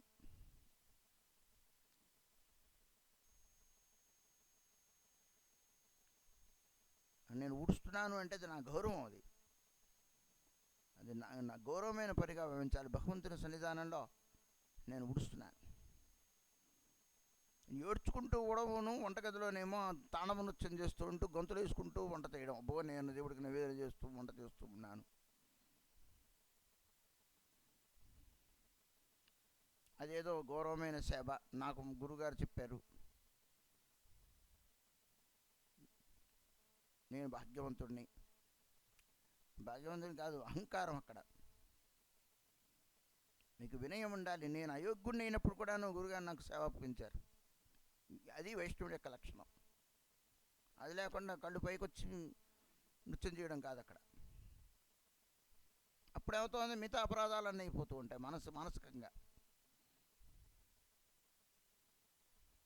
అక్కడికి వెళ్ళి పెత్తందారి తరం చేయడం, ఇక్కడ కూర్చోండి, అక్కడ కూర్చోండి, అలా కూర్చోండి, ఇలా కూర్చోండి అని కొత్త సాధువులు ఎవరైనా అక్కడ ప్రసాదానికి ఉత్సవానికి వస్తే వాళ్ళని ఆదేశించడం.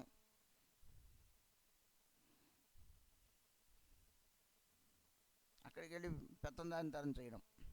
అది గురువు పట్ల ఆశ్రమ ధర్మం పట్ల అపచారం చేయడం, తెలిసి తెలియనితనం.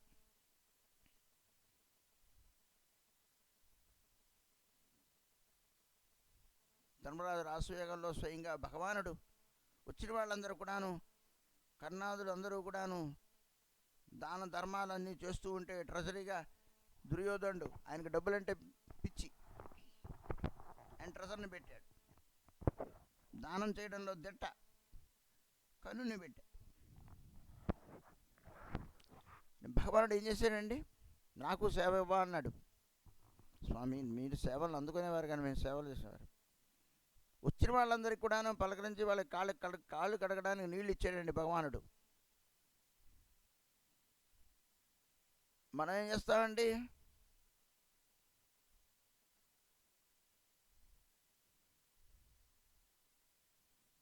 అది ఎంతో గౌరవపూర్వకమైన పదవి కావాలని కోరుకుంటుంది మనసు.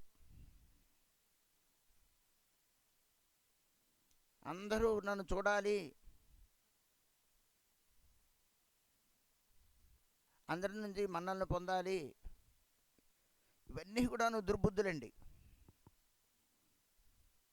అప్పుడు సేవ ఎలా అవుతుందండి, సేవకుడు ఎలా అవుతాడు? దాసత్వ బుద్ధి పోయిందిగా. కృష్ణుడు నా దాసుడు ఇంత హీనుడని అతను భావించుకుంటూ ఉంటాడు.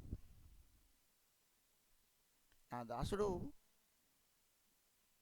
దాసత్వభావంతో కలిగి ఉండాలి, చాలా దైన్యం వినయంతో కలిగి ఉండాలి. భగవంతుడు కృపామయుడు. కుచేలుడు వస్తే తన పాదం మీద కూర్చోబెట్టి పాదసేవనం చేసి నెత్తి మీద నీళ్లు చల్లుకున్నాడు. మరి భగవంతుడి నుండి స్వయంగా భగవంతుడు చేసి చూపిస్తున్నది అదేమి కథలే కాదు, ఉత్తినే వాచక వేదాంతం కాదు. భగవంతుడు ఏదో భగవద్గీత చెప్పి వెళ్ళిపోయాడండి, ఏమీ లేదని కాదు. భగవంతుడు ఆచరించాడు, చూపించాడు నిష్కపటంగా. అదేదో మళ్ళా ఫోటోలు తీసుకోవడానికి, వీడియోలు తీసుకోవడానికి కాదు, మన వంటలోంటి వీడియో తీసుకోవడానికి, జనాల దగ్గర పెట్టడానికి. అలా కాదు, నిష్కపటంగా ఆయన చేశాడు, అక్కడ చూపించాడు. భగవంతుడు అంత సరళవాడు, మనం కాలేం. భగవంతుల్లో ఏ గుణము కూడా సంపూర్ణత్వం ఎవరూ సాధించలేరు.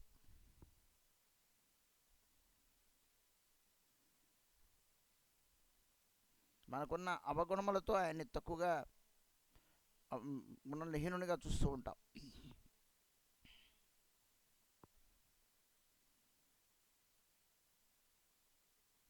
అత్యంత ఆదరణీయమైన, ప్రియమైన, విలువైన వస్తువు భగవంతుడు. నా భర్త కంటే, నా భార్య కంటే, నా తల్లి కంటే, నా తండ్రి కంటే, నా బిడ్డ కంటే, నా ధనం కంటే, నా ఆస్తుల కంటే కూడాను ప్రియమైన వాడు. నా ఆస్తుల కంటే కూడాను చాలా విలువైన వాడు ఆయన, ముఖ్యమైన వాడు.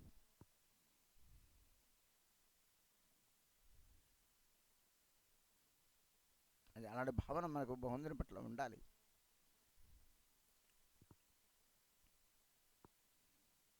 రాష్ట్రయాగంలో వచ్చిన వాళ్ళందరికీ కాళ్ళు కడిగాడు. ఒకసారి ఆలోచించండి. అఖిలాండ కోటి బ్రహ్మాండ నాయకుడు ఆయన. ఎలాంటి పని స్వీకరించాడు ఆయన? అడిగి తీసుకున్నాడు ఆయన సేవని.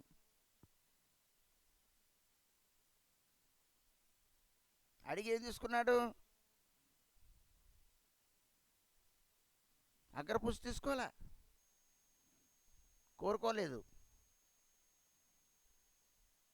ఎవరు అగ్రపూజ కావాలని అడిగితే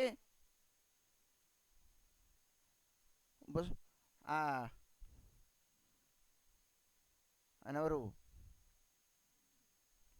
సహదేవుడు అన్నాడు, భగవంతుడు తప్ప ఇంకెవరు కూడా అగ్రపూజకులు కారని.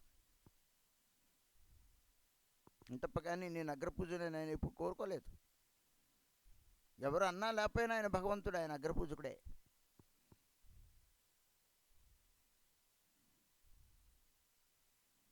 అటువంటి వాడు స్వయంగా వచ్చిన వాళ్ళందరూ కూడాను రాజసూయాగంలో వచ్చి నీళ్ళు ఇచ్చాడు, కాళ్ళు కడుక్కోవడానికి.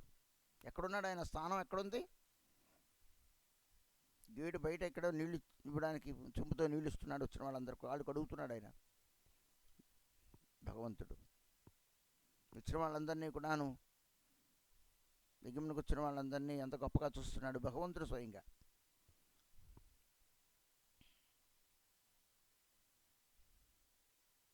అందరినీ పలకరిస్తూ నవ్వుతూ మొట్టమొదట ఆ భగవంతుడినే చూస్తారు. అక్కడ భగవంతుడినే చూస్తారు. ఎందుకంటే కాళ్ళు కొడుక్కుంటే కానీ ముందుకు వెళ్ళడానికి వీల్లేదు. అందరు కాళ్ళు కొడుక్కొని వెళ్తారు. మనం కాళ్ళు కొడుక్కోకుండానే చెప్పులు వేసుకున్నాగా, సైకిల్ మీద వచ్చాంగా, స్కూటర్ మీద వచ్చాంగా, బూట్లు వేసుకున్నానుగా, లోపల కాళ్ళు సాక్స్ వేసుకున్నానుగా, లోపల కాళ్ళు ఏమీ పవిత్రం అవ్వలేదుగా.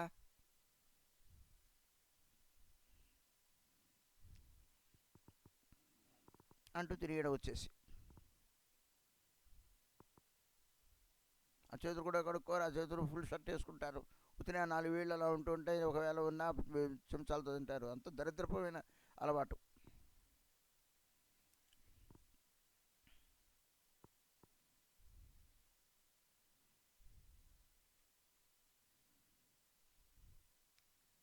కాళ్ళు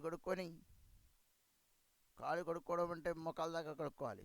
చేతులు కడుక్కోవడం అంటే మోచేతుల వరకు కడుక్కోవడం. ఏదో వేళ్ళ వరకు, ముని వేళ్ళ వరకు కడుక్కోవడం కాదు. రాష్ట్రీయానికి వస్తూ అందరూ పవిత్రంగా కాళ్ళు కడుక్కొని లోపలికి వస్తూ ఉన్నారు. వాళ్ళందరూ కూడాను పవిత్ర వస్త్రములతోనే వస్తారు. దూరం నుంచి వస్తున్నారు కాబట్టి కాళ్ళు కడుక్కొని లోపలికి వస్తున్నారు. కృష్ణుడి చేతిలో నీళ్ళు ఇస్తున్నాడు. దాన్ని మనం అర్థం చేసుకోండి. భగవంతుడు ఎంత సేవ చేస్తూ, ఆ నిమ్మనమైన సేవ చేస్తూ కూడాను తను అది గొప్పగా, అది భాగ్యంగా అనుకుంటున్నాడు. అది తన ఇంట్లో కాదు. యుధిష్ఠిర రాజు యుధిష్ఠిర వారి దగ్గర, యుధిష్ఠిర వారికి ఎంత గౌరవం ఇచ్చాడో చూసుకోండి భగవంతుడు.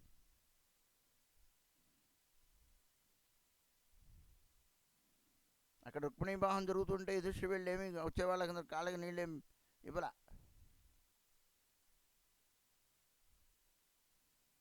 ఆ రుక్మిణితోనో సత్యభామతోనో వివాహం జరిగేటప్పుడు మరి ఆ వివాహ మహోత్సవానికి వచ్చే వాళ్ళందరికీ కూడా ఏమైనా కాళ్ళు కొడుక్కోవడానికి ఏమైనా ధర్మరాజు కానీ ఎవరైనా వెళ్ళారా? అర్జునుడు కానీ వెళ్ళి ఏమైనా కాళ్ళకి నీళ్లు పోసారా అందరు వచ్చిన వాళ్ళందరికీ? కానీ భగవంతుడు చూడండి, భగవంతుడికి సేవలను అందుకోవడం కాదు, సేవల్ని స్వీకరించడం కూడా తెలుసు, సేవ చేయడం కూడా తెలుసు. ఇంకే దేవతలోనూ కూడా కనపడుతుంది.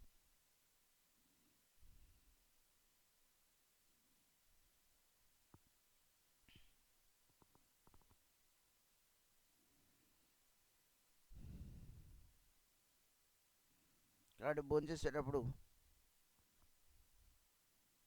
కాళ్ళు చేతులు కడుక్కొని భోంచేయాలి. భోజనం అయిన తర్వాత మళ్ళీ కాళ్ళు చేతులు కడుక్కోవాలి. ఇది నియమం, ఇది విధి పద్ధతి. భోంచేసిన చోట వెంటనే శుభ్రం కూడా అయిపోవాలి. తిన్న కంచం కూడా శుభ్రం అయిపోవాలి వెంటనే.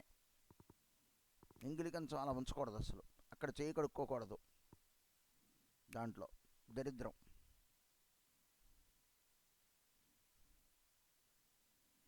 చేయి కడుక్కొని చూడు, చేయి కడుక్కోవాలి, కంచం కడుక్కో.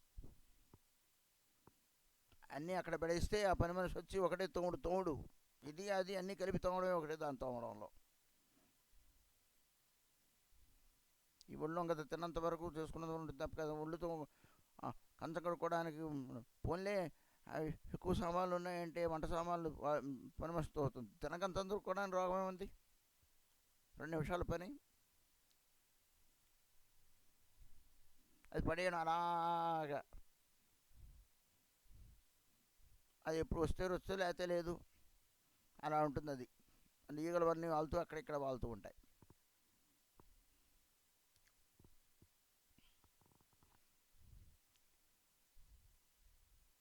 కానీ సచ్చి జగన్నాథ మిశ్రులు అలాంటి వారు కారండి.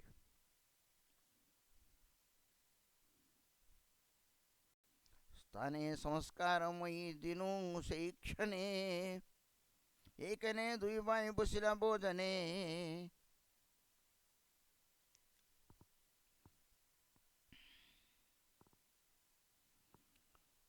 స్థానాన్ని శుభ్రం చేసి భోజనం పెడతాను అని చెప్పి ఇక్కడ సంస్కరించి అక్కడ భోజనం పెట్టేదిట. అవే సంస్కరించి అంటే శుభ్రం చేసో అదికో లే తుడిచో ఏదో. ఆనాడు మట్టిళ్ళుగా అవపేడతో శుభ్రం చేసేవారు.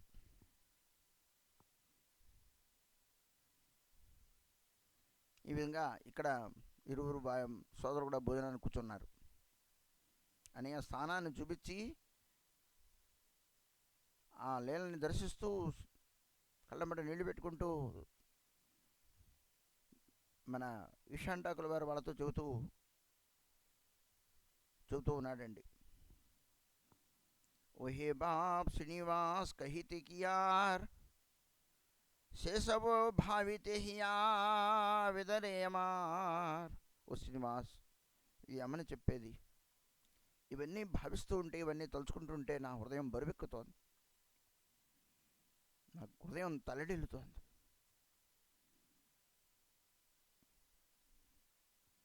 నేను తలుచుకోకుండా ఉండలేకపోతున్నాను, తలుచుకొని తట్టుకోలేకపోతున్నాను.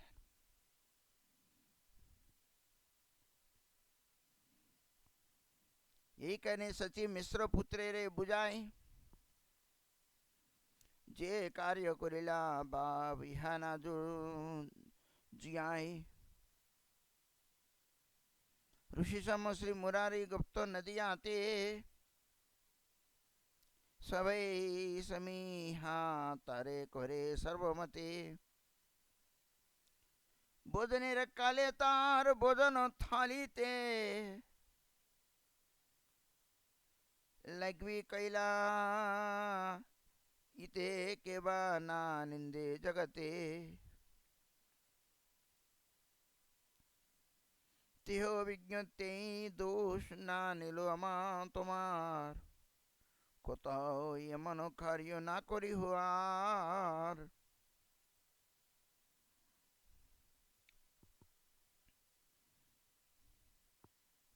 ఈశాంటాకుల వారు అంటున్నారు, ఇక్కడ జగన్నాథ మిశ్రులు ఇరువురు కూడాను పుత్రునికి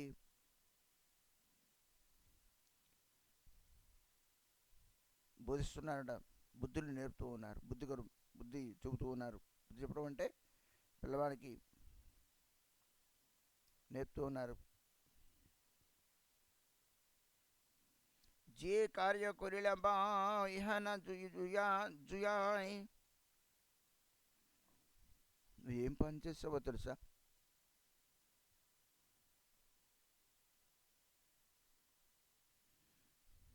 ఇది పద్ధతి కాదు, ఇది సరైంది కాదు. మురారిగుప్తుడు ఋషి లాంటి వాడు. నదియాలో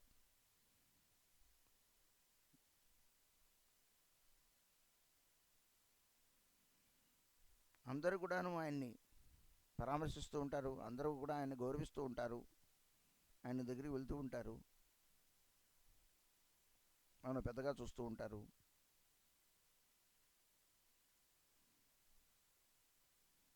ఆయన భోజనం చేస్తున్నప్పుడు భోజన పళ్ళెం నుండి నువ్వు దాటావు. ఇది చూసి లోకం నిందించదా?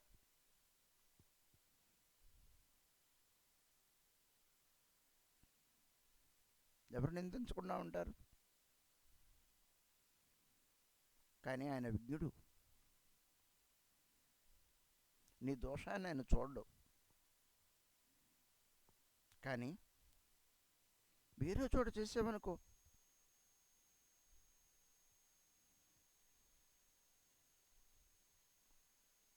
ఆ నింద నిన్నండమే కాకుండా మమ్మల్ని కూడా అంటారు కదా.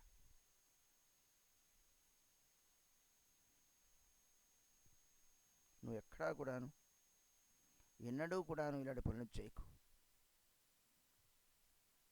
భోజన పళ్ళాన్ని దాటకూడదు అలాగా. బుద్ధిగా చెప్పింది విను.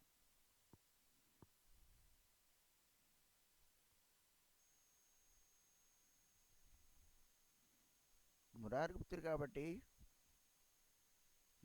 మమ్మల్ని అనుకోడు, నిన్నేం అనుకోడు, నీ దోషాన్ని చూడ్డు. అని అందరూ అలా ఉండరు.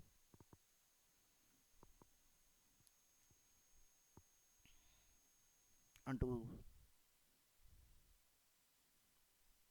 సచి జగన్నాథ మిశ్రులు ఇరువురు కూడాను ఆ పిల్లవానికి కూర్చోబెట్టుకొని చెబుతూ ఉన్నారట. ఆ మాటలు వింటూ, ఆ మాటల్ని స్మరిస్తూ ఇషాన్ ఠాకూర్ గారు నరోత్తం శ్రీనివాస్ రామచంద్ర కవిరాజుల వారికి చెబుతూ ఉన్నారు. వాంఛా కల్పతరుభ్యస్సు కృపా సింధుభ్య ఏవ చ పతితానాం పావనేభ్యో వైష్ణవేభ్యో నమో